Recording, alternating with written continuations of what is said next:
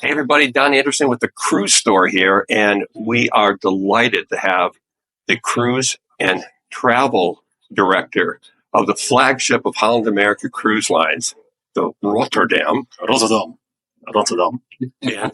Tjalling. Nice to meet you. Hi, how are you doing? I'm doing fantastic. This is this amazing ship, beautiful product. I mean, we can't wait to get people from the Cruise Store on Holland America experiencing not only this ship, but the Norwegian fjords. Yeah, it's beautiful, isn't it? Oh my God! It's the most beautiful places on the planet. Tell us how you became a cruise director in just 6 years when you used to work at the Grand Dutch Cafe. Yeah, correct. Yeah. Started in 2018 and came on board. Didn't really know what to do with myself. Typical working at home in bars and whatnot. And at some point, I was like, "Is this it?" Yeah. And it was not. So I applied and became a waiter or barista on board.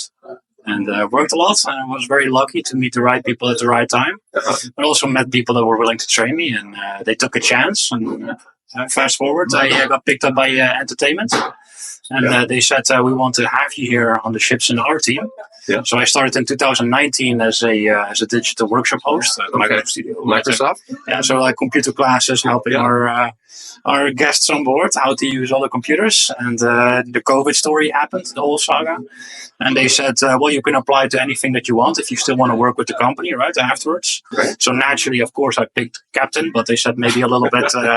mute it down a little bit with your ambitions. So I'll give you 2 more years for that job. Oh, I selected staff captain afterwards, right? Right? And they said, you're just pushing it. Yeah. So now, of course, I went for cruise and travel director. I had undertaken some training. And now here we are, a couple of years later as the cruise and travel director on board the flagship. Yeah. That's fantastic. Yeah.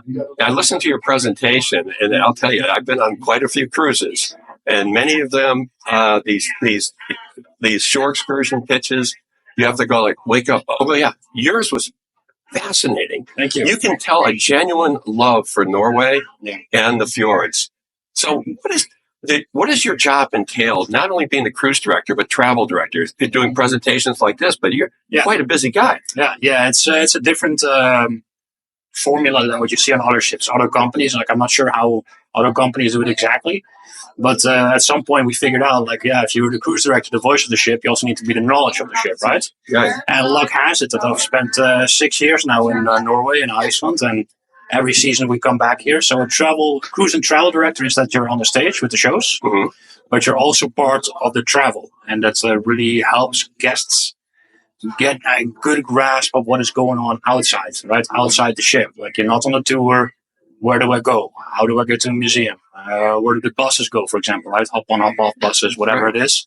So basically you need knowledge. You need a lot of knowledge, like a local expert of the area as well.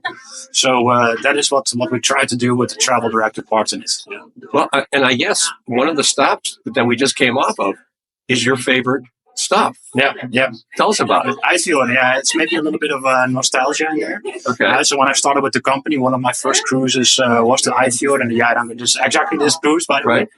And I was so amazed by the whole thing that 6 years later, I'm still, every time when I come back to Norway, it feels like home, right? It's clean, it's safe, it's beautiful. It's beautiful. It's right. Yeah.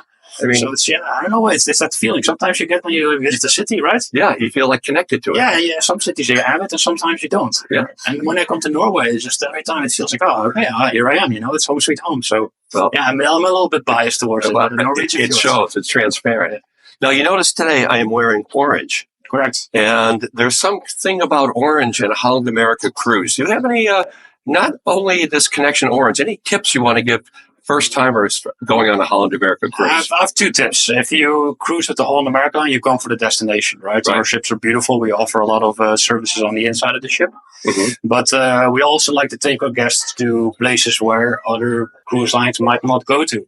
So I do recommend that if you come on board for the first time ever, you look at your itinerary and you look at all the ports and you do your research, right? I try to help as much as I can, but knowing a little bit in advance really goes a long way, right? So that you at least know where you're going. This is true. Right? But the second one about the orange, it's a good color on you.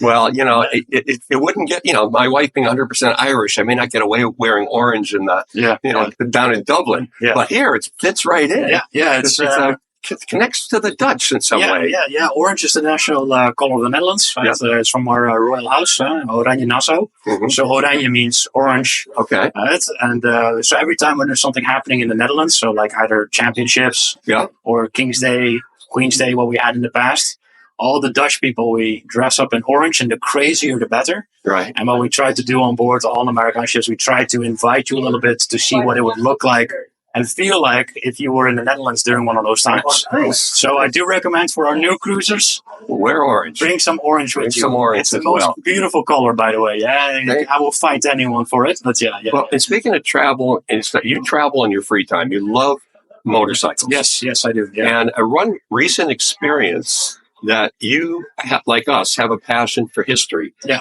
And there was the 80th anniversary of the D-Day invasion. You share that story? Yes, of course. Yeah. So when I'm on the ship, I travel around the world.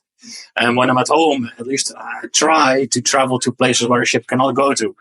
And my grandfather is 95 years old now, and he would always tell me stories about the war, like how we got liberated during World War II. And it's always stuck with me. Right? I'm a huge history buff for World War II. And I've visited D-Day, the beaches of D-Day during the 80th anniversary earlier this year. Yeah. It was just an amazing experience. I wanted to do it. I had a new motorcycle. I bought some bags, and I invited my friends to go, but they're all working, of course, right? So, I went off by myself, a 3,000-kilometer trip. So, I went to Dunkirk, went to Utah, went to Omaha Beach, and on the way back to the Netherlands, I went through Bastogne as well. Yeah. But you really wanted to see this U.S. Cemetery number one, but you could not. No, I could not. No, at the time, President Biden was visiting, and so Macron was there. All the other high people of the world, they were visiting, so the cemetery was closed. Yeah. So I was very frustrated because there was one thing I really wanted to see. And so I was like, okay, you know what? I'll just go to Utah Beach instead. Yeah. I was a little bit disappointed on the way to it. And I parked my motorcycle. I walk down the beach, and there's like this ramp that goes down.